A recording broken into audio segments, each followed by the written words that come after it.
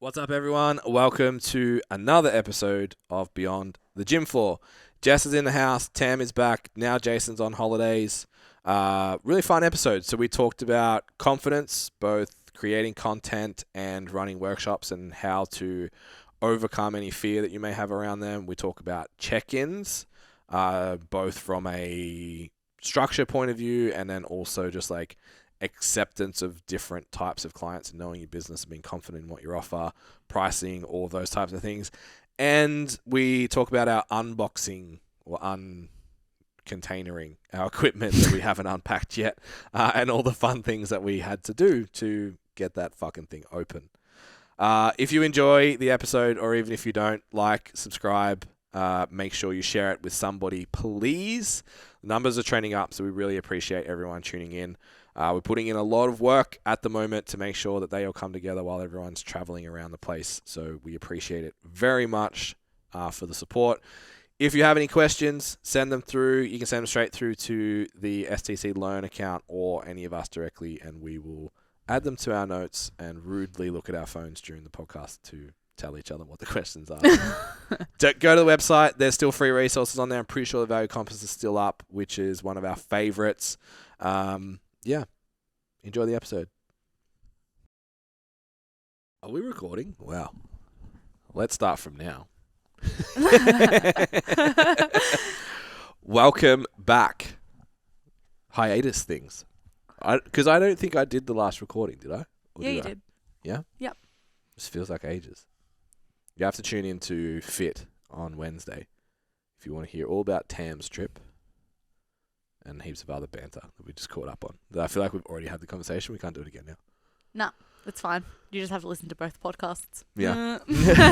And make sure you like and subscribe. It's like an MLM. We're just like, it's a pyramid scheme of podcasts. It's a trap. It's a trap. We always play with the idea of putting it on one channel. Yeah. And just alternating them as they come out. Yeah. But I don't know. Don't know if it work. Might get too confusing. I think so. I liked your thing, like the orange one and the blue one. Yeah. Clears it up. That's, any of my clients. I want to listen to the podcast. Orange. Yeah.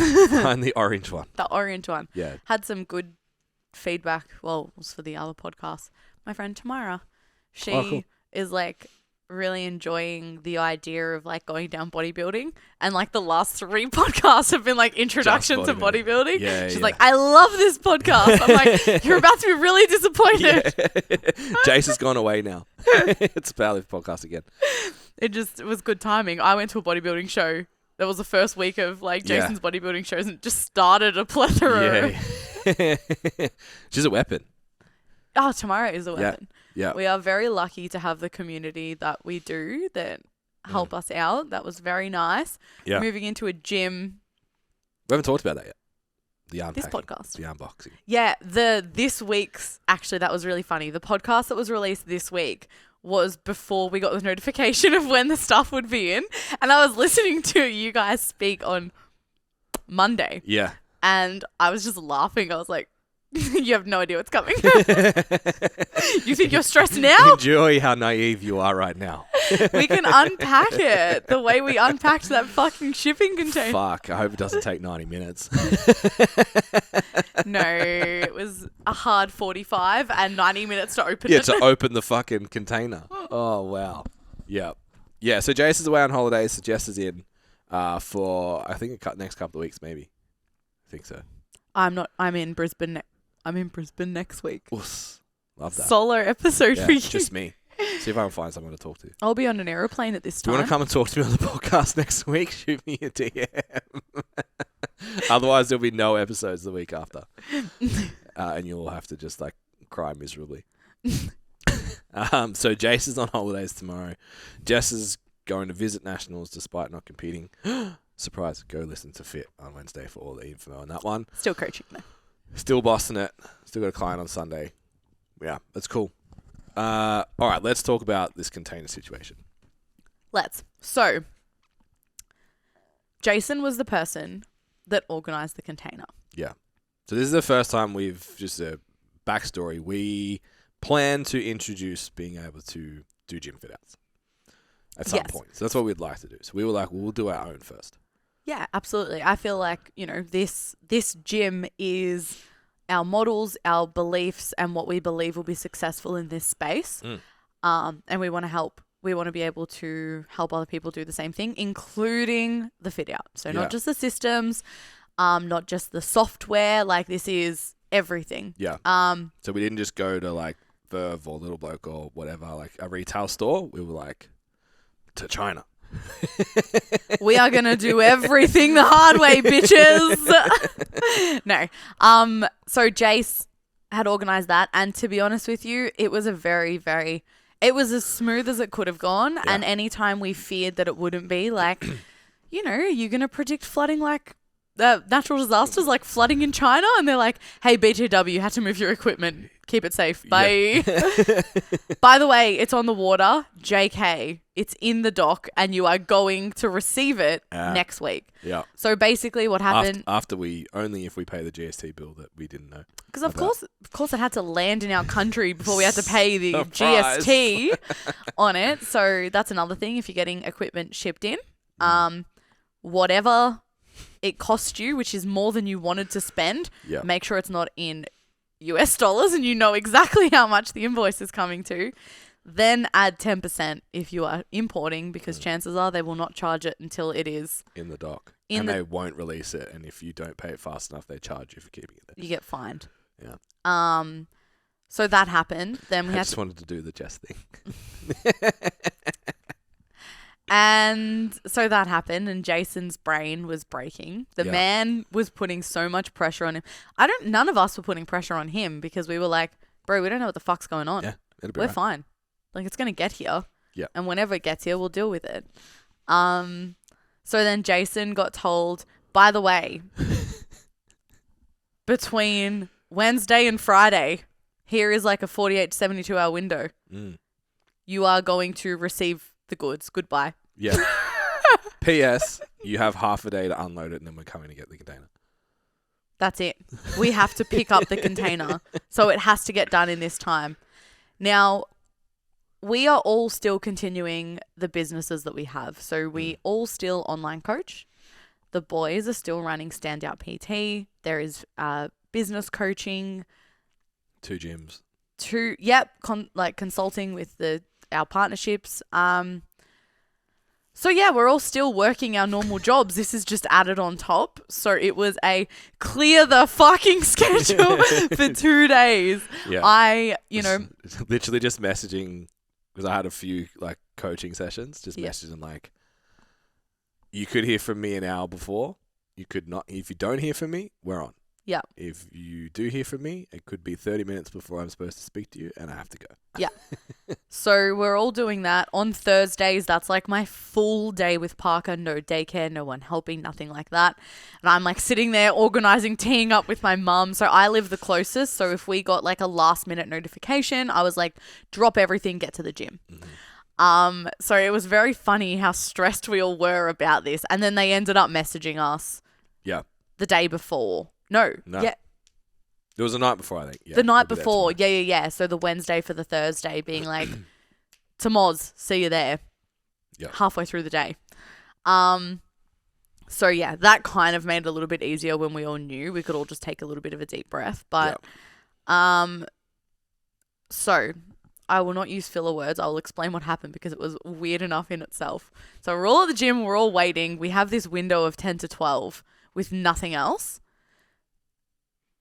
Big fuck off shipping container truck rocks up in a busy court. So it is a big industrial court, but it is busy, and there are cars parked on both sides.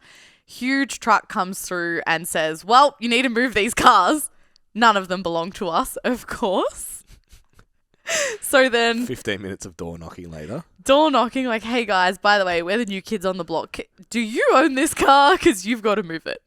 Got that sorted. Then. So he didn't tell us initially. When we showed him where it needed to go, he was like, I'm like, why is this guy not reversing it? Because he could have drove straight in the driveway across the road and backed it in. It looked easy for us. Yeah, like, what the fuck are you doing, mate? Why are you making this so hard? Why are you driving forwards? So it turns out 2 things we also didn't know. And we didn't really even have the option to communicate with. It was never brought up. Yeah. is A, you can choose what way the shipping container faces on the truck. So then you can choose which way you unload it. So for us we're in like a dual complex. So there's businesses on both sides. We're on the right-hand side facing from the road. The truck would only unload to the truck's right. So it had to drive in forwards, couldn't reverse in and then unload to the left of the truck. That wouldn't work. And door was rear facing. It was as far away from the roller door as you could possibly Which get. meant, A, we had to walk twice as far. B, he had to get the truck far enough in that the shipping container doors were going to clear the garden, basically, for us to be able to get the doors open. So, yeah, got the cars moved, and we're all like watching clearance for this truck. Like, lucky it was such a big building. It is so tall. Like, it looked scary initially, but then when I took a few steps back, I was like, oh, this guy's got all the space in the world. Like, it's fine. But then Ben and Jace underneath couldn't see the top of the truck and, like, the distance, and they were the ones, like, you guys were queuing him in to talk to him. Queuing him in. And then Michael and I standing with our arms crossed. It's fine. She'll be right. It's fine. Which is the least Jess thing ever. So, yeah, he drives it as far forward as he can. We all, with glee, watch him unload the shipping container. Phones out, videos, excited. Then I was like, all right, guys, content. I need to get Jason opening this shipping container. Anyway. I love that we didn't look. Just went straight for the lever like, this should open. So, for the safety of the shipping container, they put single-use locks on there. It bolts on. It doesn't come off. You have to break it so the doors don't open when it's in the shipping container. Yeah. No one can just go through your shit. Just in case you were wondering, you can't break it with a crowbar. You can't break it with a crowbar. We know this because we tried. I really tried. Ben really tried. Hammer? Doesn't. Unless you're going to sit there all day and you've got something to secure it at the bottom to smack it off. Cool. So then that happened. So it was very anticlimactic. Then our two options were we get a bolt cutter. Yeah. Or we get what did we use? Angle grinder. Angle grinder. Yeah. So the hilarious part is, Jace was like fucking around with the lock. And I was like, I'm going to consult the experts. Google. How do you open a shipping container? And the very first YouTube video that came up was like, how to get a lock off a shipping container. I was like, oh, this is a thing. It's a normal thing. Like, this is just how shipping containers come. We just didn't fucking know. Yeah. And they were just like, oh, you need an angle grinder to get off. Oh, awesome. Don't have one of those. It is an empty gym. So back to door knocking, I found a business that were just very happy to be like, here's an angle grinder. See you later. Shout out to the caravan shop. Yeah, the caravan. And it's like a showroom as well. So they don't even do anything in there. So he was like, it's probably blunt. So good luck. Yeah. Anyway, amazing. The cord was maybe 3 meters long, 2 meters long. Fuck, at best, yeah. Yeah, 2 meters long. Yeah. And we're 2 shipping containers length away from the closest PowerPoint. So because it wasn't front facing or the right direction at all, ever. Yeah. So we had the angle grinder, but nowhere to turn it on, and there were no extension cords, and we needed about 20 as stepped out, and we even measured via lengths. We needed like 20 meters. So Michael went to the nearest Bunnings, which was 3 kilometers away, and brought back 2 15-meter power cords. So for those of you that don't know, because we didn't, there are such thing as like industrial higher. It's obviously like a higher voltage, like a higher amp. Cool. Yeah. I was really bad at physics in year 11 and 12. Yeah. Amps are the ones that kill you. Nice. Good. More ampage, more force, more oomph. Death. Yeah. More so the actual it didn't fit in the PowerPoints because they're just normal PowerPoints. Yeah, the industrial ones has a bigger low, like the bottom tongue's really big. Yeah. Is that the Earth? Is it called the Earth? It's the Earth one? I would assume that would be the Earth, yeah. Yeah. So anyway, we were really ecstatic because Michael's like, you know what? I didn't want to risk one 15-meter cord, so I bought 2 15-meter cords, and we were like... And they're both wrong. Yeah, the day is solved. No, it was not. So he we had did to go. we did a lot of gardening though. Yeah, so Michael went back out to get normal. He was so upset. He was so sad. It takes a fair bit to really upset my dad. That did it. Yeah, he was very upset. He was very frustrated with himself. Yeah. Sad reacts only. So in the meantime, the three of us are being little domestic goddesses, and we did the weeding for the entire car park, which was a great effort. Yeah. It looked really nice too. It did. It really freshened it up. So we've got a few little housekeeping things that we want to do to obviously make the gym look beautiful. That was one of them. So that was one task done. Came back, got it. It was Ben went down to do the ankle grinding. Everything fit. The extension cord was long enough. Had to deliberate whether we wanted to use Jason's $500 glasses as eye protection. So funny. So funny. Because he was like, he goes, I didn't even think of it when I was wearing it, but giving them to you, I'm like, don't fuck my sunglasses. So then Ben with, expensive, was it Ray-Bans or what? I don't even know what brand they were. No, not Ray-Bans, way more expensive. Yeah. I was like, I don't know why I said Ray-Bans. So anyway, Ben got it unlocked. It was a very blunt angle grinder. I felt very masculine. I enjoyed it. That's why I recorded it, just to give you memory. Get a power tool out for the first time in 10 years. It's great. Yeah. We are payers, not doers. I do most of the blue jobs. But I say to Amy all the time, I just don't like it. Yeah. That's, fair. It was us all gardening, I don't want to do the gardening. Yeah. But anyway, it was so much. It ended up being so funny. And we got it open. So that whole process took 90 minutes. 90 minutes. And Tamara, who came down and helped out, timed, and it only took us 45 minutes to unload the shipping container full of equipment. Yeah. And only one person, Josh, we should give him a shout out on his. Everyone knows Melbourne Fitness Photography. That's him. Melbourne Fitness Photography. Shout out to Josh. Was the only one smart enough to bring wheels. No, that man rocked up with gloves, and I was like, motherfucker, you've done this before. And he was like doing the pick up onto the knee, flip up onto the shoulder. I was like, bruh. Yeah. This is not your first rodeo. No, it is ours though. Yeah, you have moved equipment before when we were all just like, we strong, we pick. Literally. Up, we move. Tamara's like, how many 20s can you stack in my arms?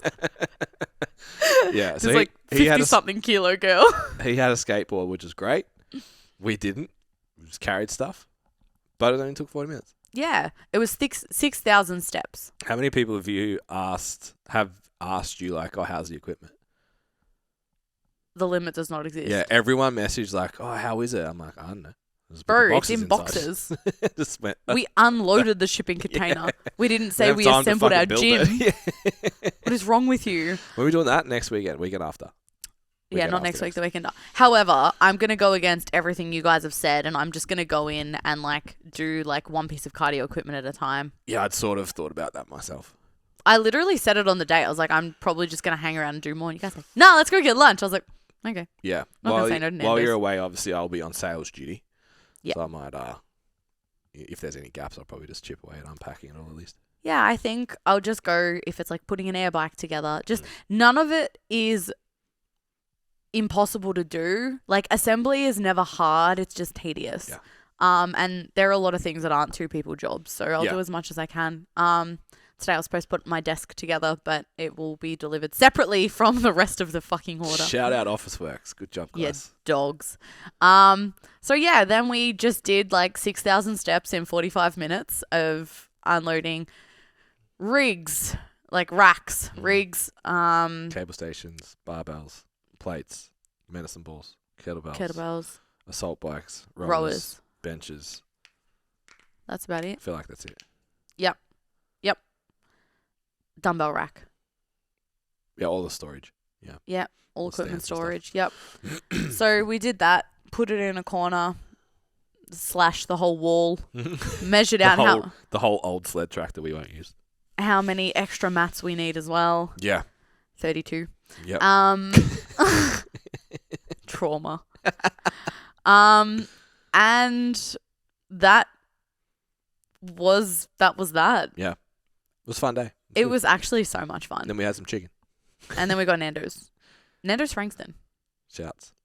Very good. Well, no, mine was shit, actually, to be honest. It was really dry. My wisdom tooth's coming through, so I could only take really small bites of my paella at a time. Yeah, I probably should go paella. I But just wanted chips. yum. But yeah, it was so much fun. And I think going through all of this as a team. Yeah. It's hilarious because, like, at any given point, one of us is stressed beyond Yeah. comprehension. I haven't had my turn yet. And it was Jason.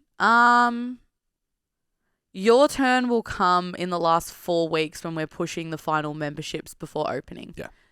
That will be yours. Yeah, I'll be like, we need 10 memberships to pay the bills. Mine is going to be just before that, before I reach the point of, Ben, help! And then it will happen again, I think, for me in the first 4 to 6 weeks when I'm readjusting to coaching face-to-face again whilst doing sales. Yeah. But for now, I'm like, this is fun. Yeah, I'm really enjoying it. Yeah. Yeah. And Jason will be able to drop his, like, because he's done the back of the app. Yep. He's done the app background. I've done the program already, so that was a little bit stressful, like trying to figure out exactly how that was going to work. But app's done, the trainer intake, the outline's done, so I will probably write that while Jess is away. So for the trainers that'll be ready, we have lots of applications that we'll probably start looking at on Monday to do interviews next week before you go away, to then finalise agreements after that, so we can train them and they can be part of the fit out if they want to, all that kind of thing. Yeah, it's all like, I'm really glad that like 12 months ago we've sorted out our communications and our like retrieval of information stuff. I think that's like super important. Like even now to this day, and we've spoken about it on the podcast before, but like nothing gets sent in our message stream. Anything important is put somewhere searchable. To go somewhere, yeah. Yeah, that's helped, like, definitely. Yeah. And we still, at least twice a week, have a that's in that folder moment. Yeah. But yeah, it's been, we're all able to pass the baton over to each other when we need to. Yeah. And, like, everyone knows what their role is before it became high stress, because anybody that's opening a business knows it goes from chill to now we have timelines, and you don't always get to decide when that is either. Yeah. It could be the delivery of equipment. It could be you have a certain date that you start paying rent. Like whatever it is, like it goes from 0 to 100. Yeah. And, you know, we had that wake up call as well, because for us it was like, all right, shit, well, now we're on marketing, and in order to do this, we need to have this app set up, and now we need this app for the staff set up, and it all just kind of had to start, and it's been a weird fortnight. Yeah. Yeah, Dad's definitely, in terms of everyone getting stressed. Yeah. Setting up the management portal. We're using MindBody, which looks pretty good. You've used it before, right? Yes, but I've only used it as a staff member on the gym floor, ticking off names. Yeah, I've not used it I've not sold using MindBody. For payments and stuff, yeah. So last night I was looking through it before I started making our sales calls. Yeah. And I clicked on it, and I was like, well, what if someone's like, I want to buy now? Yeah. And I was like, oh, there's absolutely no fucking option. I was like, I don't know what's going on. And close my body and get out. Yeah. It was even just the marketing stuff. I don't know if you saw during the week. So apparently it happens all the time. So the way Meta do your billing is they start with like really minor transactions, like 50 cents, $1, $5, $2, whatever. And then once they sort of work it out, what either ads working or where they need to put it or whatever, then they're like, cool, now we'll drop $50 on it. And banks are like, well, someone's just testing it. Yep, cool. Yeah, that's how the fraud card works. Bang. Yeah. So they shut it down. And because Laura was in Fiji Yes. on holidays, Yes. the marketing company that we're using is in the States. So there's always like a 12-hour. We talk to them either first thing in the morning or last thing at night to be able to. They're outside of business hours. Converse. So it's just like, fucking hell. Okay, so I think we got $17 spent. It was like, stop. Fuck. Yeah. But the response for organic's been really cool. It's been really nice to see. Yeah, it's the night that we dropped it at 7. Like, that's like not, like, people can sit there and be like, I don't know what, like, I had no expectation. No. So to wake up to any leads at all. Yeah. It's exciting. I was like, wow. People want our thing. Yeah. And I had the moment of, oh my God, I need to jump back on the phones. Yep. It was really cool. Like, even your message last night, like, obviously, the first conversation was just like, oh my God, we're back. Yeah. We're back in a sales role. Literally, I was like, this bounced around so much, this conversation. Yeah. But it's like, why did you actually inquire again? Yeah. Literally. Yeah, you forget that, and I think it's different opening a gym to like offering PT as well. But I'm just shopping. Yeah. Yeah, I just want to know what it is. And I'm like sitting there taking deep breaths, being like, my livelihood is just you shopping. Yeah. Because it's like the further you get down the road in coaching, the less you deal with that. If someone's booking in a consultation, they're signing up. Correct. Yeah. So it was and then you pick up the phone to like a cold, because with the giveaway, I've had a couple as well, and I'm just like, whoa, this is not a normal conversation that I've had recently. Like, this is, wow, okay. Yeah. So it's the same, and like we've been talking on the Learn Socials a bit, just like this idea of being above stuff. Yeah.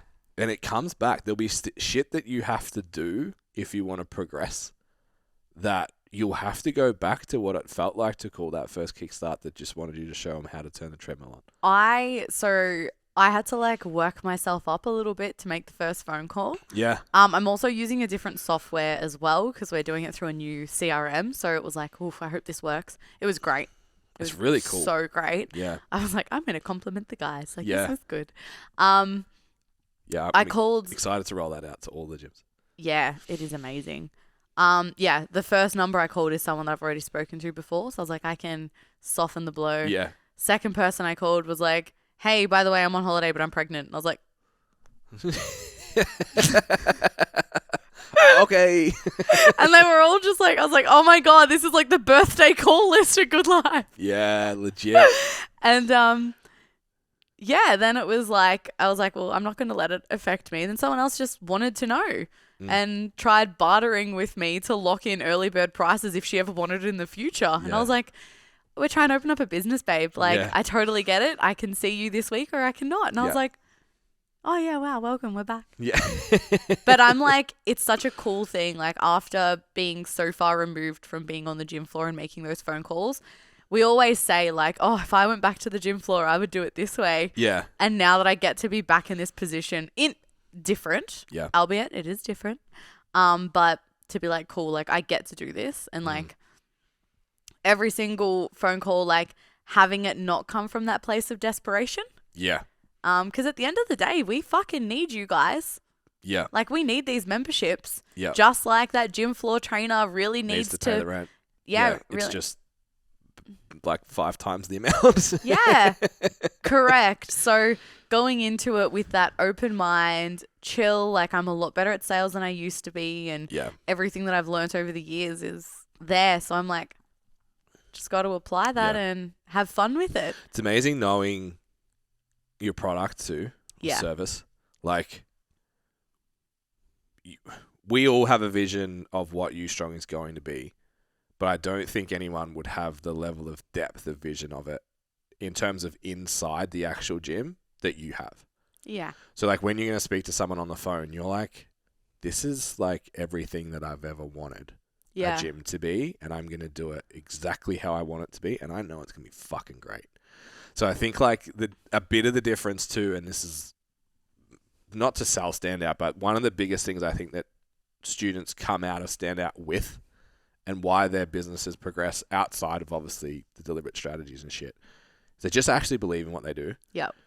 So that when they do pick up the phone, they're like, this is good. Yeah. I'm good at this. What you're going to get is good. I can get the result. And then all of a sudden their business fucking takes off because they just believe in it.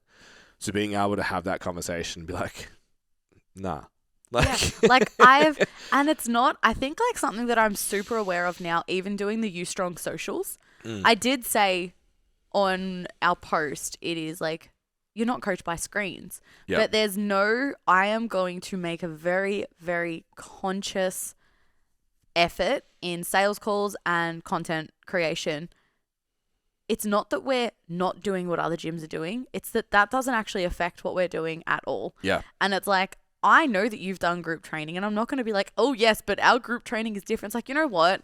It's like a combination of group and semi-private. Yeah. So this is the most cost-effective personal training that you're going to get. Yeah. And At a really high standard. yeah, like, Yeah.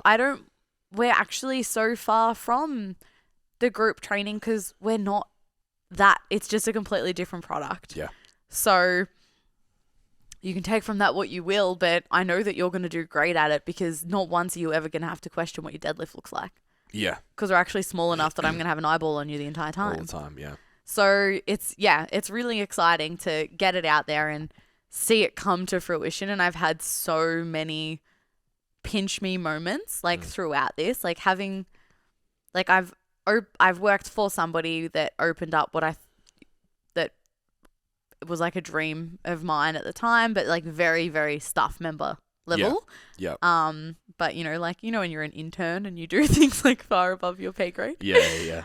So I got to see that process and do all of that and like so many things. I'm like, I'd love to do this and not do that and love to do it this way and then not that way. And I've worked at 2 other gyms since. And I'm like now being in this spot where it's like, this product is everything. Yeah. This product is what we need. This product is like a missing gap in the market. It is, I'm not going to force you to do a finisher just so you leave feeling sweaty. Yeah. Like you're going to learn to do things the right way, the effective way. And from a back end, looking at the way everything has been built, the systems that we've used to bring it here, it's like, it's so satisfying. Yeah.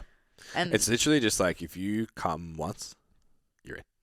yeah. That's how confident I am about it. Yeah. I'm like so excited to bring the energy of small group training. Sorry, the energy of group training. Yeah. To with PT. with the precision and attention to detail of PT. Yeah. Because I am an attentive coach, but I've worked in group training environments where I could not display that. Yeah. Yeah. And I'm like, I cannot wait to have a team and like the people that I've spoken to that are interested in working for Ustrong.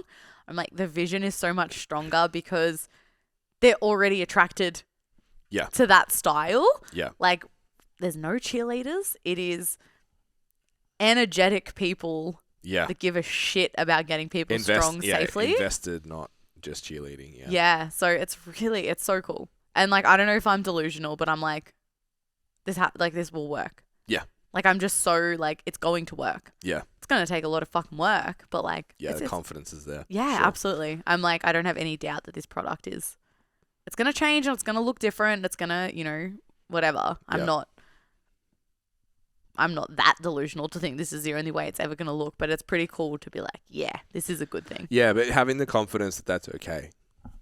Yeah. Yeah. Totally. Yeah. So yeah, I'm ecstatic about it. It's cool to be in a brand new job. Yeah, we don't stand still for long.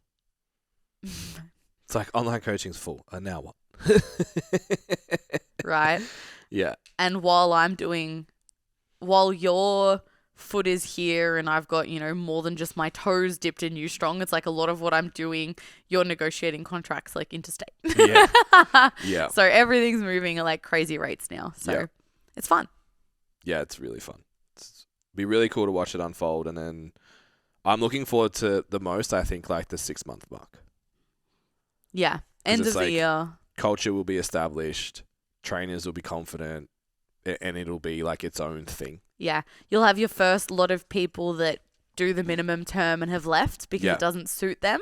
Yeah. Because it's not body fit and all of that stuff. Like, yeah. A lot of the members are starting to become from referrals instead of from ads. And like it just, I think at that 6-month mark, it's like, okay, this is, now it has its own identity. Yeah. I'm excited for that. Yeah. It's going to be really fucking Which hard. essentially is Christmas. So it'll be like the Christmas party. We'll be able to sit back and look at it and go, okay, this is what we built now. Oh, it makes me want to vomit. Side note, I saw Jason, like the reel from last night was Jason going, I was like, that's so Jess. Yes, you do affect us. I think you said slay a couple of times too. Now on the pod. It's been great. It's been great. I love that I'm able to be such a positive influence in your life. You guys are giving me my dream gym and I've given you Slay. Definitely equal trade there. All right, I have Q's to A. Slay. All right, so this is a longer one. I'm going to read the whole thing. Love to hear experience ideas on building confidence to film in the gym. Mm-hmm. And I read that and I was like, as a lifter, but this is from a trainer being able to make content. Cool. Feel so awkward sometimes, even just content creation in general. I'm sure you guys have spoken about it already, big topic, but love to know your approach.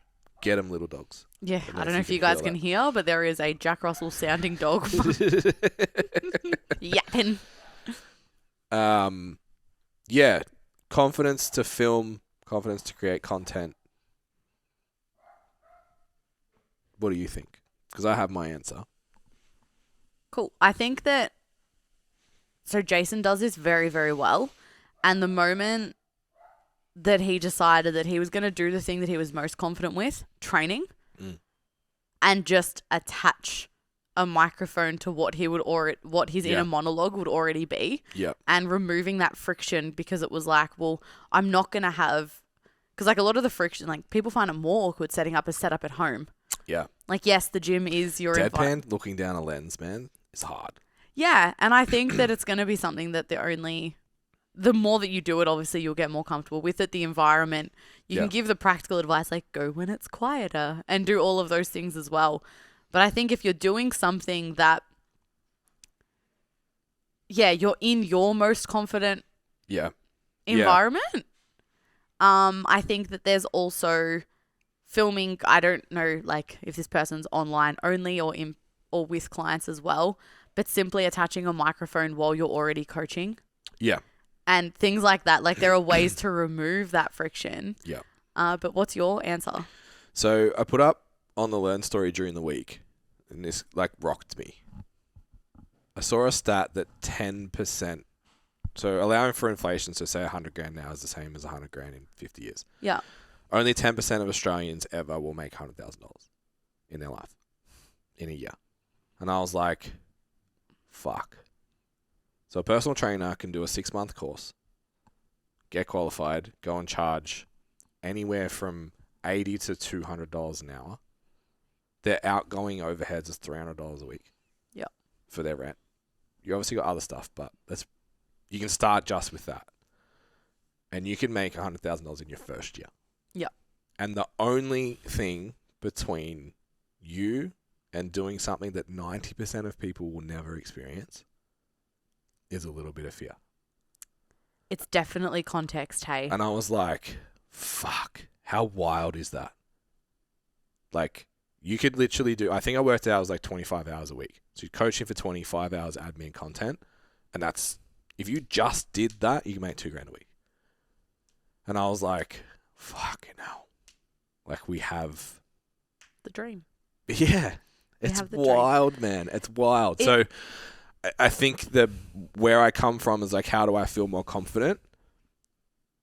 Actually, James Smith has a really cool reel floating about at the moment about this. He's like, he said, I don't believe in confidence. I believe in either doing the thing or not. Yeah.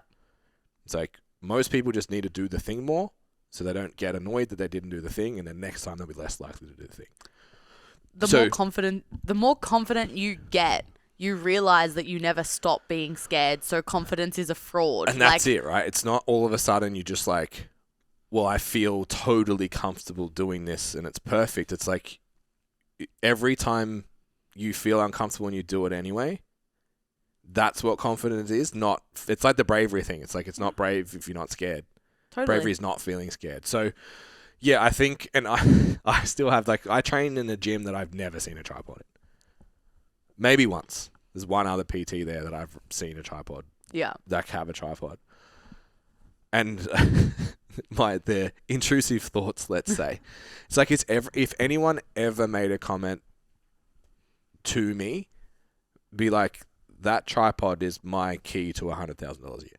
Literally. Like your opinion of whatever negative connotation you have about like fucking think he's an influencer or whatever, like I don't care.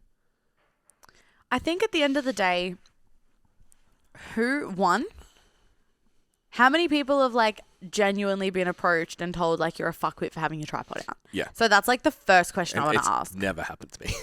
It's never happened to me or anyone that I'm in close contact with. Yeah. There's definitely been people that have said, even Jason said stories like, hey, am I in the background of that? Or like, I'd prefer to not be in the background of that. And it's like, hey, you're not. Which is fair enough. But I will move. You do have to have that flexibility to move your ideal setup. Yeah. If people aren't comfortable with it, but chances are if you are already anxious enough to film in the gym, you're probably starting in the corner. Probably. Yeah. There's probably not going to be people behind you anyway. Yeah. But at the end of the day, the way that I like to look at it, very similar to what you had said there, is I've never judged a plumbing company for their Instagram. Yeah. Yeah. Not once have I been like, oh my God, why the fuck are you posting a drain, a gutter? Yeah. No, I'm like, wow, you must know what you're doing because I sure as shit don't know what that means. Like, Yeah. You're not going to judge somebody for doing that. You're like, they're making their money. Yeah. Just because your job is someone else's hobby, they are not doing the same thing as you.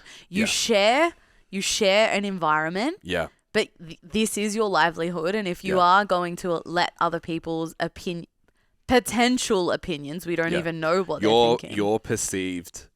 Your perception of their perception Yeah. is the trap, right? It's like you think they care whether they do or not. Once you think they do, that's where the trap is. There are gyms out there that don't allow tripods and don't allow those setups. And you know what? They can go to those gyms. Yeah. Yeah. That's, I simply like, if the concept of letting someone else's potential opinion of you limit you from getting an extra client or 10, it's crazy when you break it down and think about how lucky you are that you only need an iPhone in the corner of a gym. Yeah. Yeah. It's just like we could sit here and go like, now this is how to build confidence and whatever. Like James has his whole book on it. It's actually pretty good. You just need to find a reason to do it that's bigger than the fear you have. When I read that stat, I was like, what an insane opportunity that people aren't taking advantage of. Yeah. When we did, in terms of like alluding to confidence and doing shit that's uncomfortable, I don't think it's hard because in the workspace I probably am, and in a gym I am. The rest of my life, I'm not an extroverted person. Yeah. I'm actually pretty reserved. When we did the expo, I was like, this is going to be fucking so hard for me to just step out in front of someone and be like, are you a personal trainer? Yeah. And try and, as much as we were giving them free shit, still like sell straight off the cuff for that. I was like, for me, it was like, well, I got to get like you being a little bit offended that I asked you a question is less important than that. It's actually none of my business how you feel about me asking you. Like, and also having the backing of knowing we're going to give away $100,000 worth of high quality shit this weekend. If you want it, awesome. So there's a flip side of that too. So you can translate that to translate to the online coach. Yeah. If your content, if you feel that you are just doing something just to post it, if you're just clout chasing, if you're just doing the next trend or something that you're like, I feel like I should do this, might be a little bit harder to gain the confidence to do that.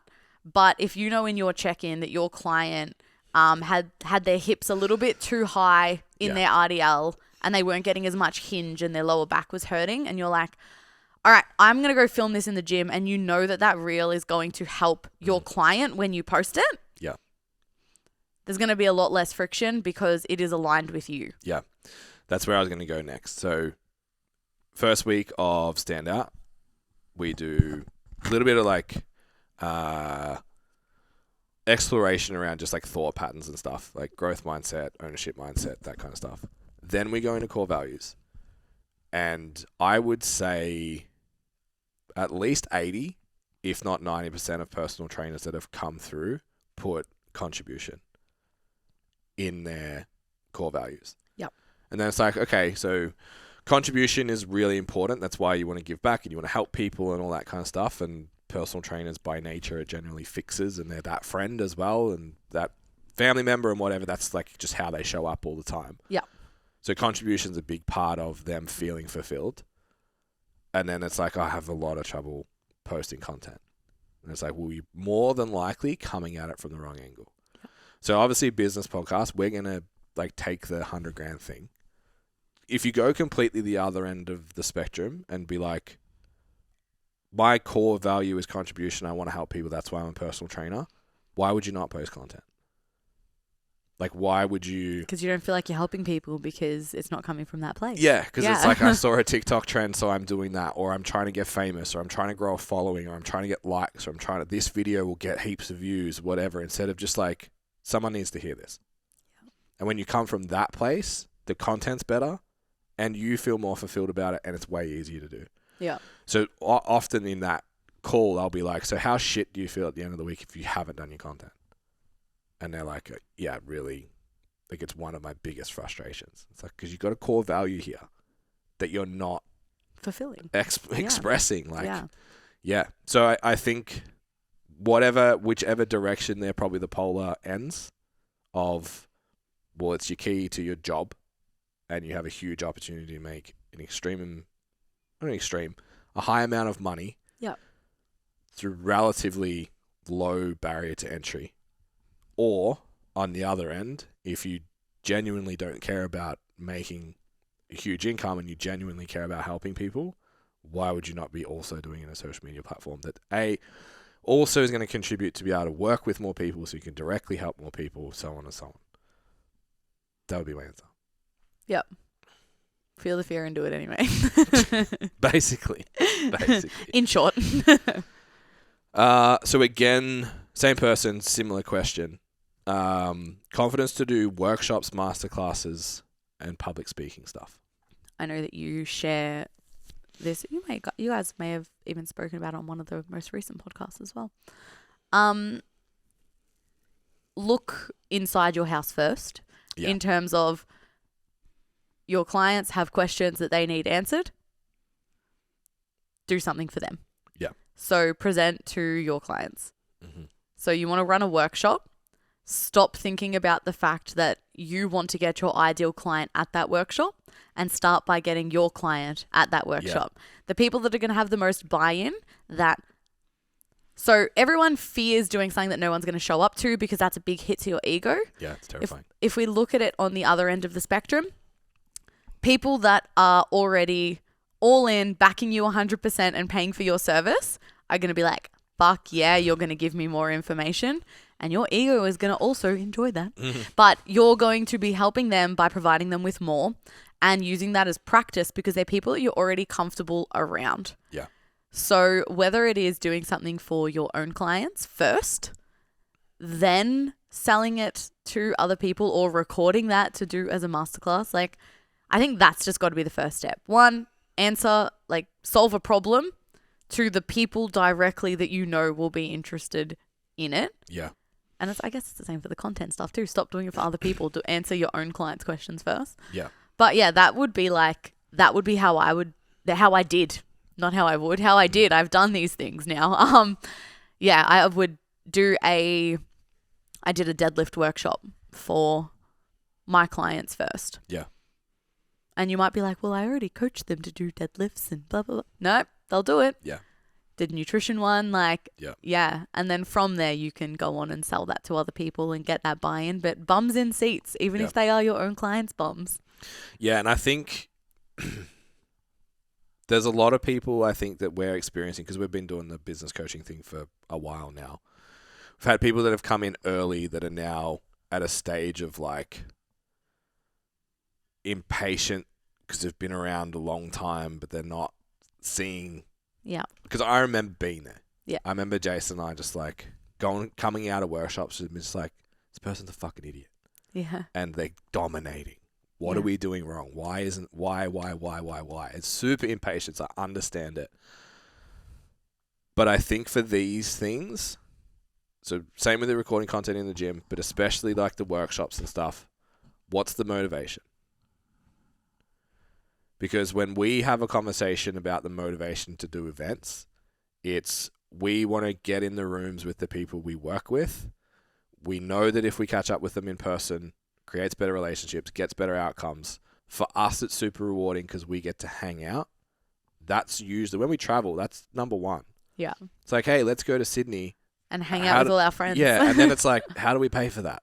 Yeah. Oh, we'll run a workshop and we'll make it really valuable. Everyone will get heaps out of it, and then we get to do all the fun social shit around it. And that's like why nowadays we travel. Yep. When Jason and I first started doing workshops, they were 10 to 15 minutes before we ran like muscle camps. Yeah. It was like 12 people paired off, went and did a bodybuilding program. Yeah. One for fat loss and one for like hypertrophy. And it was like, we're going to present protein. 12 people present it. Next week, my turn. Next week, your turn. And we did that. I think we ran that twice for like both 16-week camps. Yep. And like that was our first workshop. Yeah. Then it was like, okay, well, let's hire out the Group X room. We'll do a full hour. We'll bring all of our clients, open it up to the gym, but it's for our clients. Yeah. And then like all of a sudden last year we did our first like $5,000 room sold out. Yeah. Even that still wasn't, I think the trap that people are getting in is they come from a place of like, this will look good and get me clients. Yes. So running that event gave us some clout, and we used the photos a lot because it looked fucking awesome. It was the most beautiful venue ever. But that's not where it started from. No. Okay, so what if no one comes? We'll record it. We'll use it for content. It's a really useful way for us to have our third reel for the week on both channels for the next 6 months. It's one event like that. So cool. All right. So if no one comes, we're okay. Like it's still an expensive way to make content, but it's fine. Yeah. I think people are coming at it from, if I do this, I'll look impressive. People will think it's good. I'm good. My service is good. I'm whatever. Like, there's a little bit of clout. And I know a lot of people want to do it because they're like, well, it's a cheaper way for people to want to see what I'm about before coaching with me anyway. And it's like this self-righteousness. Yeah. It's like, I'm at a point now where you should just pay and come listen to me. Yeah. I'm still not there. I'm sure people are. But that's not the motivation for why we do things. Yeah. And if you're just starting out with it, that's the lens that you want to think. Because you'll go, oh, just running it for my client. If you go like, oh, I'm just going to run it for my clients, it's like you're out. Like the drive behind it's not right. Yeah, 100%. And I think it also helps when you talk about something. I don't know. I don't think this is controversial at all in saying it, but like you don't want to have to learn something to present it. Talk about something that you're like really, really confident about too. And I think that's a really small but important piece of advice as well. Like, I'm going to present a nutrition workshop, and then you're going and like having to like look up all these like this minutia, like these small details that like your clients aren't going to care about anyway. Yeah. So going into something that you know like the back of your fucking hand that you're passionate about it because you know how much it helps people. Like for me, that was a deadlift workshop. Yeah. Well, even like you basically did like the 1K week prezzo. Yep. When we went to Queensland last year. Yep. And it was like, well, I've just done this with 3 people. Yeah. And it like, I know this. Yes. I've seen it happen with people. My God, I was like shitting myself. Like that was the first time that I'd presented with you guys. Yeah. And the first 5 minutes I was like, guys, I am absolutely terrified. And then it started and I was like, oh no, I know this. Yeah. And then one person asked the question. I was like, oh my God, wait, you guys actually want to know? Like, and it's just like that reminder. Like, but yeah, knowing the topic, I think that helps with the imposter syndrome and all of that. Like, just, I don't know. Like, you can't really teach people like morals and values, but like, do something that means a lot to you, not what you think you should be doing. Yeah. Not what she did that workshop, so I need to do that workshop because hers sold out. So the demand is there. Yeah. And when you do those things, it's going to make it a lot more easier to get motivated and not disheartened by it as well because you know why you're doing it. Yeah. Yeah, I think that's such a huge part of it too. So I think, I don't know if the value compass is still on Learn. I think it might be. We do a value compass for everything we do. Yeah. The first word is really important. It's like, what's the value in this? What do we actually offer? So if we're going to run a workshop, the value compass would be, who's the person we want to deliver this to? What are their core problems? How do we solve it during the workshop? And then what are they leaving with? Yeah. Then we go, cool, well, say for the programming workshop, it's like people want quantifiable numbers. I wrote that because I was sick of giving people programs that I didn't understand. Yeah.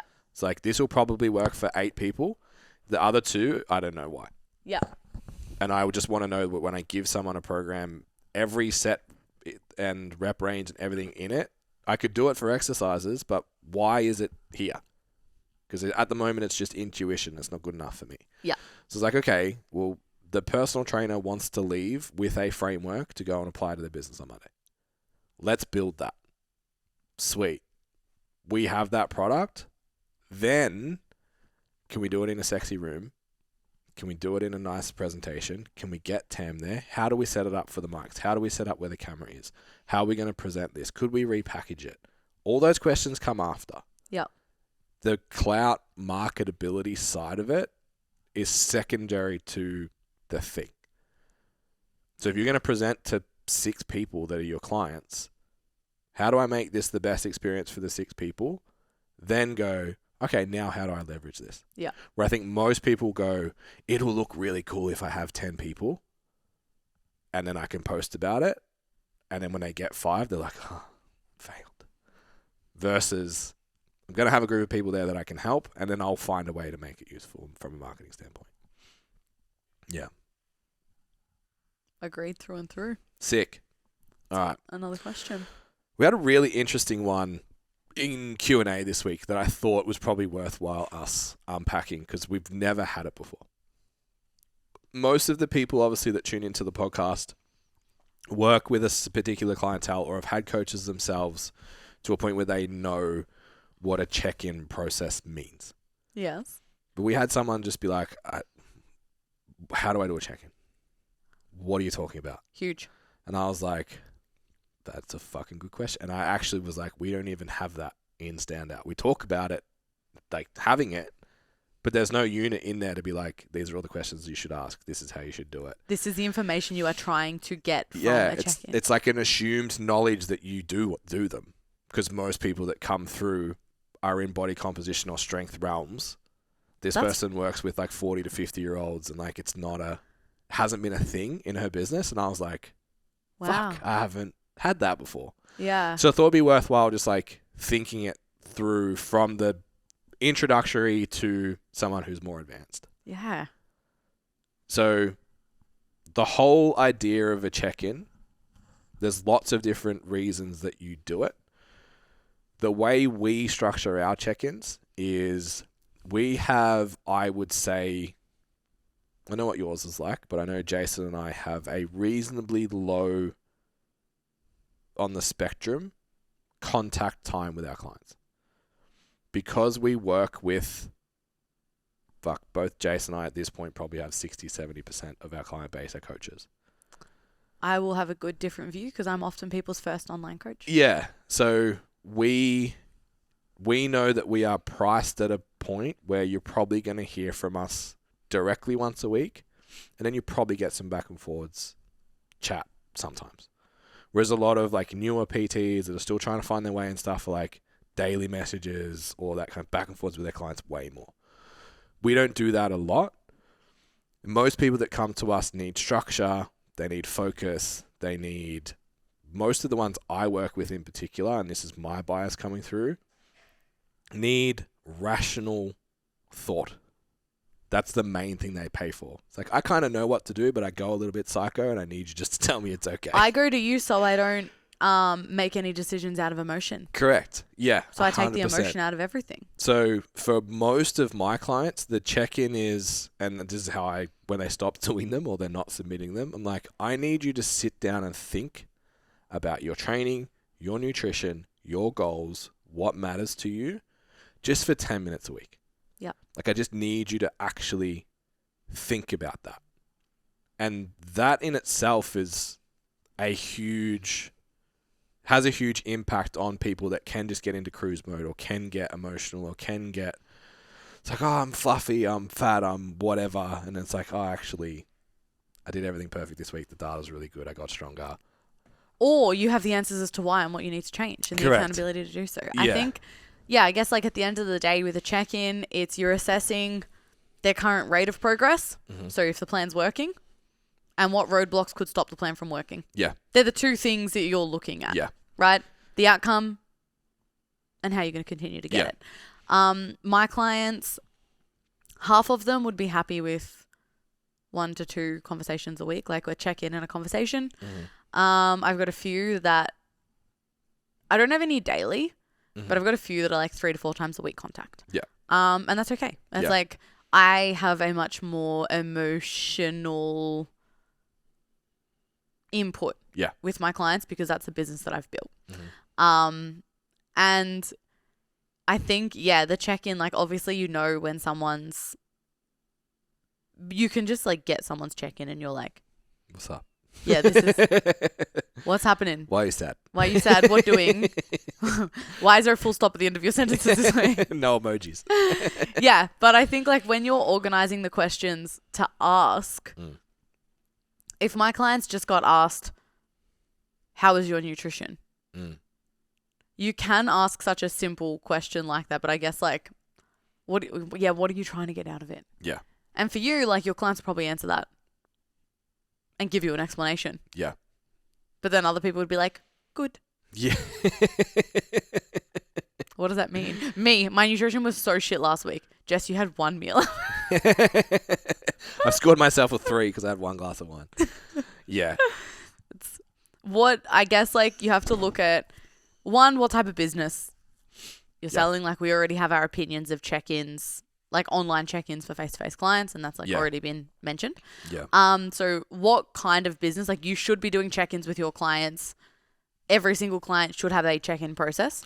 Yeah, so that's where I wanted to go with this specific one. Perfect. So this coach, primarily face-to-face, but knows at some point she probably wants to go online, but doesn't really understand the online world. Yep. The first thing I would say if you don't understand the process is hire a coach. Like do it with someone else. Be the client. Experience it. Then you can be like, what would I like? What didn't I like? It's a lot harder if you're creating a product versus replicating and changing one. So like in your head, you're creating online coaching if you've never been to an online coach. If you've never done it. Yeah, 100%. So definitely just hire a coach and learn. Secondly, even in my own career, it's been as little as how did you go in a conversation, how did you go with your nutrition this week? Did you train? That's the first 5 minutes every session of every week. Yep. To the next step, which at the time was like, I'm better than you to everyone else. Once a month, into the office, measurements, score your nutrition, score your training, like an actual 10 minutes of your session once a month, and everyone would do it on the first week of the month. So we'd have everyone's results would come through, they'd banter about it, and we would just go into the consult room before every session and do that. Yep. Literally in a manila folder on paper. Like, made on a Word document. I did the exact same thing. All the check-in photos done in front of the same white banner. Yeah. So that's also probably okay still in a gym scenario with Gen Pop clients. That's probably fine as long as you're still having that like, how was your week? We talked about this. How did you go with it? Problem solving on the spot. But that like measurements and all that sort of stuff once a month is fine. As you go into the next tier, most people now have a training app. Yeah. Even if you have a spreadsheet, you can put a check-in form on a spreadsheet. So then we go, okay, well, there's benefit, like I said before, to getting your client external of a session to sit down and think about their answers. Not under the pressure of you looking over their shoulder, on the spot in a busy gym, overwhelmed. It's like you sit down and do your check-in. If you're a face-to-face coach, don't waste your time doing check-ins separately. That's wild. They can answer by themselves, but you can talk about it with them. Yeah, I literally ran that model that I just explained for like 5 years. Yeah. Longer. Before we went to digital ones. The whole time, that's wrong. 9 years. I never did an online check-in for someone I saw in person. Yeah. Never. No. I mean, it wasn't even a thing when we first started anyway. No, but even once I had online clients that got online check-ins, my face-to-face ones filled it out. Yeah. Because there's more value in doing it face. You get to have a conversation. Totally. Right? It's easier to problem solve on the spot. Yeah. So there are some coaches that will have. So let's go face to face first. If you're a face to face coach, the client fills out, whether it's on your app or it's in your spreadsheet, a form full of questions that you think are valuable to them. We like rating nutrition and training with explanations. We like biggest victory, biggest obstacle, and then any data points we need. Yeah. And what do you need from me? Questions, etc. That's the core base, and then we'll go back and forwards on top of that. Face to face, you get to the session. I recommend a tablet, not a phone. I think every personal trainer should have a tablet if you're managing your clients, so you're not on your phone on the gym floor. Open the tablet. Cool. This is where your check-in says, tell me about this. Tell me about this. Tell me about this. That's half of your first session for the week, and you're done. Online, the I guess spectrum is email back and forths is gross, in my opinion. I would just hate to be a client that got that. Mm. I think the regular, what's normal and acceptable would just be the Loom video, which is what we do. And video calls. So Loom video, just for those that don't know what Loom is, it's a screen recording software. It's you're like a bobblehead on your screen, so you can go through their form. For us, we get clients to submit videos. We can go through the whole app, see all the data, give feedback live, read their questions, answer them, and then we just send a link and they can watch it like it's on YouTube. Yeah. The next step from that is a call. The goal for most people when they go online is to get rid of having appointments and try and create freedom and try and improve their dollar per minute kind of situation leveraged on their knowledge and ability to get an outcome, not based on the time that they have to spend with the person. So I've seen a lot of people get trapped doing fucking 31-hour check-in calls. It's like you may as well be back in the gym. Yeah. Because then you can do everything. Yep. So I don't love it. I think it's a good option to be like, hey, we need to get on a call and unpack something. Have it in your back pocket to do a Zoom call. But I don't love the weekly thing unless you're in that realm of like, we were talking about like your client, well, the question that came through before was like dealing with eating stuff and dealing with whatever. Yeah. And then it comes into like, well, that's probably out the PT scope anyway. I only do them, so I offer them. I do like pretty much a mandatory at the fortnight when someone starts working with me. Yeah. So at like, whether it's the first or second check-in with them, I do, it's usually the second because the first one, I want them to experience the Loom. The second one, I'm like, all right, cool. So how is it going? Yeah. They have enough time. The program's not overwhelming anymore because it's not the first week. Yeah. So I usually do one second week for all of them. Depending on the client, I will do, if I have a client going through a lot, at least every 4 to 6 weeks, I'll be like, hey, let's jump on a call. Yeah. Sometimes it's a voice call. Sometimes it's a video call. But it's like those extreme circumstances. Someone falls pregnant. We are jumping on a call and I'm going to explain this to you, but I'm going to record the call so you can watch it back. Yeah.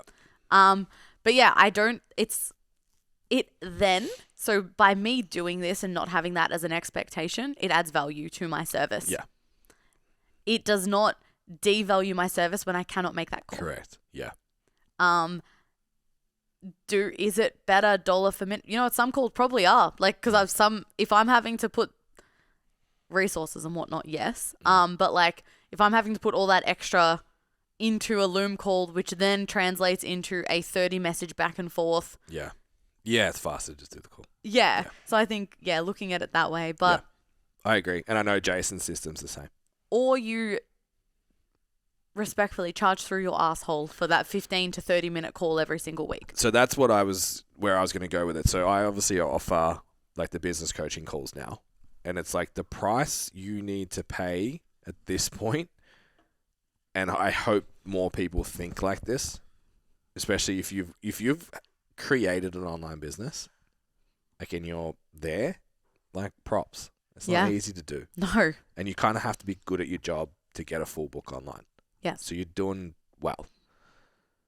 The price that you need to pay to lock me in to a time slot, weekly, fortnightly, monthly, if you want me to be somewhere at a particular time, you're paying a lot. Yeah.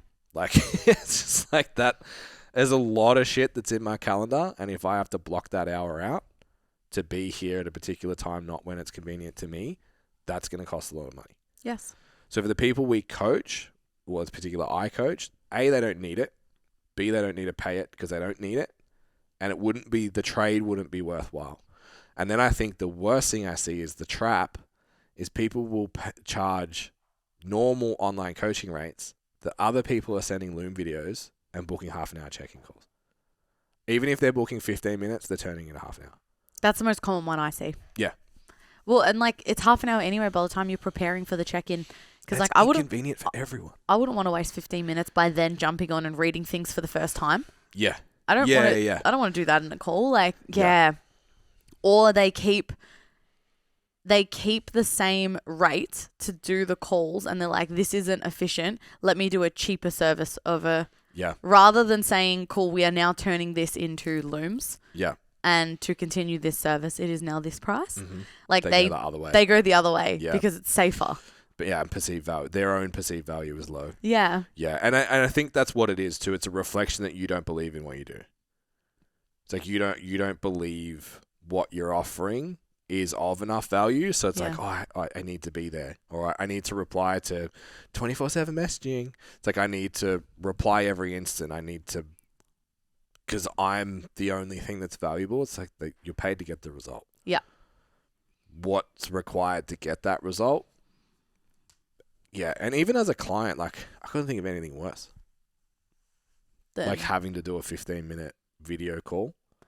I think that the most successful way that I see it done, or the people that I see and I'm like, oh, that makes the most sense, is when there is somebody that should potentially probably still have a face-to-face coach. That's the only time it works. Yeah. That's the only time it works. Yeah.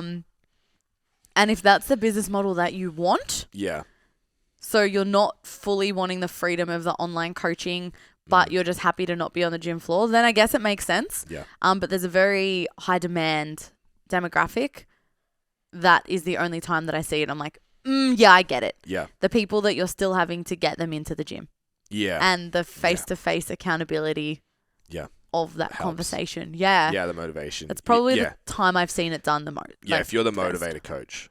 Yeah. Yeah. And in terms of motivator, I know like we've started to not demonize the motivation idea. It's like you're a personal trainer, that's kind of your role. Yeah. But for us, it's your motivator to train to 1 rep in reserve and to pull your macros from 10% to 5% variance and like those sort of things. Yeah. If you're the motivator to get in the door, sure. For us, I don't know what position you're in, but I know for that definitely Jason and myself, it's like the money that you're paying me, you could pay a face-to-face coach and get more value. I recently had a drop-off of clients where I was finding there was a lot of, and I think it's important to like reflect as well as a coach. Like I got to a point where I was like not looking forward to some check-ins. And I was like, bitch, you're in your dream job. You had that like 12 months ago. Yeah, why are you not looking forward to it? Yeah. And then I just had to kind of like be honest with myself and it's like, okay, everyone knows, like, I will hype you the fuck up. Like, I will bring the energy, but that is not, that's for people that are doing their sessions. Yeah. So I had to have, like, a few conversations with a few clients, and I'm like, hey, I'm actually going to recommend that you see XYZ. Yeah. We would have, like, a normal, I would soft launch the concept, and if I could see that it wasn't, if I changed my approach and it wasn't working, like, hey, I think that group training is probably what's best for you. You're really needing to be excited and need the accountability of other people there in order to push your training. You're actually really not enjoying it right now. And this doesn't mean that it's not something forever, but I think that working with someone face to face would be better for you. Yeah. Financially and just to get you your best result. Yeah. And none of them took offense to it. Yeah. Either.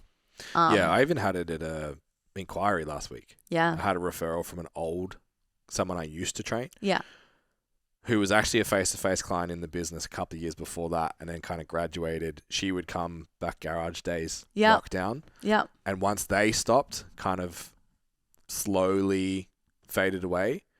So I got a referral and it was like, there's a few red flags and then I was like, look, I'm not buying into gut health. I'm not buying into hormones. I'm not buying into this, and this. This is what I do. I write incredible programs. I manage nutrition via macros periodically, deliberately over periods of time, and I get fucking good results. Yeah. If you're in and that's what you want to focus on, let's book a call. If not, this is probably not the place for you. Yeah. And she was like, that sounds amazing. I'm like, sweet, let's go. Got on the call and actually got a long like house on fire. Yeah. There's been like the communication in the first week has been like, what should I eat here? And I'm like, put it in, figure it out. What do you want to eat? Figure out your macros. Like, I'm not going to tell you what to have for dinner. Yeah. So there's been a little bit of like coaching as to expectations on the back of that, but I preface it from the front end that this is the expectation. And I was more than happy to be like, this isn't for you. Yeah. And that's understanding your business. Yeah. Yeah, because it would frustrate me and not help them. Correct. So it's not good for anyone. I think there's only a certain amount that you should be willing to bend what you normally do in order to appease the client. Yeah. And don't get me wrong, it does require it sometimes. Like we do sometimes have to go, all right, yep. Overall, this person fits in a little bit 10% here and there. That's a little bit out of what I typically would do for someone. But yeah, like with my clients, when it gets to a point where for me, it's like typically like binge eating disorder. Yeah. I'm like beyond the point of XYZ, I can't. Yeah. I can't help you with more. Yeah. Yeah. I don't mind teaching. So like this client that's like, oh, what do I need to eat for dinner? I'm like, just write a whole day out. Yeah. You write a whole day out based on what you want to eat. And if you want to send it through, I'll have a look at it. But I want you to have that skill set. And then in a month's time, we don't have that conversation anymore. Yeah. So I'm fine with that. It's when it's like, and the reason I say that is a lot of personal trainers are like, I don't work with people like that. It's like, I just want to work with this person. I'm like, I have 30 of them now because 20 of them couldn't do it and now they can. Exactly. And it's the simplification of the process for a lot of people. And simplifying what they need to do. Yeah, nutrition, I'm very similar. I do a 3-day food recall. And I get them to do a weekday. Yeah. And a weekend. A weekday, a Thursday or Friday, and a Saturday or Sunday. Yeah. I want to see you at all ends. So that's like my rule.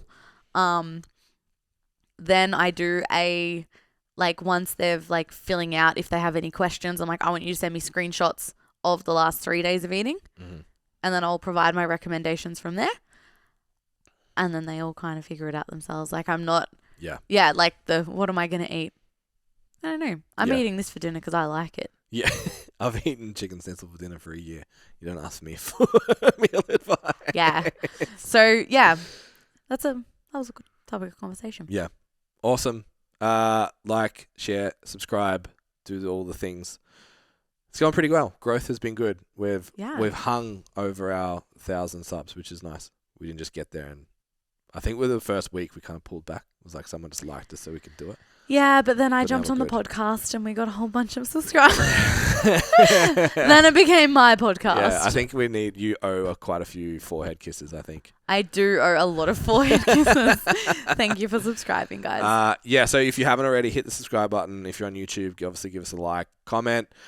Q&A also makes the episodes much more interesting because it's directly what you guys want to hear. So send through your questions either to the Learn account or any of us directly and we will answer them for you. Have another great week. We may or may not have an episode coming. I don't know. Because Jess is away, Jason's away, and I'm all by myself. So I might just do a dialogue. We'll see. We'll do Ben's feelings of the week. Which will be sadness because all my friends are away. All right. Thanks guys.